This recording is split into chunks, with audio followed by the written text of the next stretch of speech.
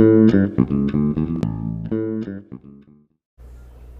I'm in Pittsburgh today, at least for a few moments at the airport. I thought I'd record about the cow path of reporting. For those of you that aren't native English speakers, a cow path is formed when a cow in a field centuries ago walked through the field and tromped down the grass a little bit, and then other cows started following behind it, and that became a path, and then people started following behind the cows, and over time that path got paved, and then it became a major thoroughfare. It was all decided and laid out by a cow initially walking through the field. Reporting processes can be like this as well, is what my colleague was saying.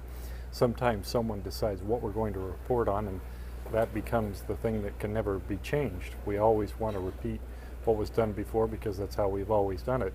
Some people might have decided a spreadsheet decades ago, decided some column headings, some row values. That became the basic reporting standard for the organization for some function.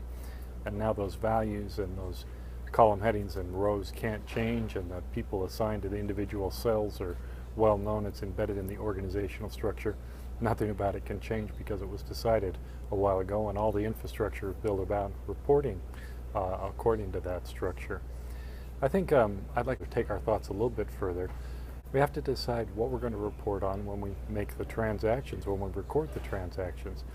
There's a finite number of things we choose to record about transactions. Typically, I don't see people recording the color of the customer's shirt. The fact we have to choose what kinds of things we're going to record when we record the transaction. But the kind of reporting that I'm talking about doing, there's another level of decision making we have to make when we talk about quantitative structured data. Quantitative data requires, if we're going to make balances to get rid of transactions, we again have to decide what we're going to post by.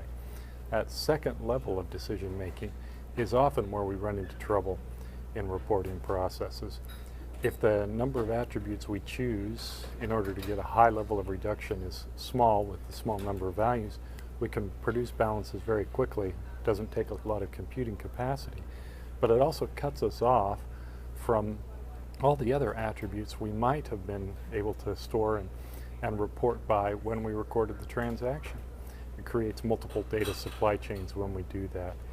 If we were to try to find a balance here, a mix of something that allows us to get rid of transaction detail and yet keep access to so many of the other attributes involved, we could potentially be avoiding the cow path of reporting and make the multiple data supply chains. We might be able to consolidate data supply chains down and report on many of the other attributes and not have to anticipate every question we want to ask of the system in advance, and yet have the system's ability to react to those new demands that we develop, those new questions we want to ask of the data.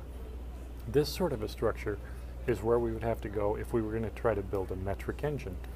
We have to get rid of some level of transaction detail, and yet we want to keep access to a large portion of those attributes that we have captured with such cost when we originally put in our systems.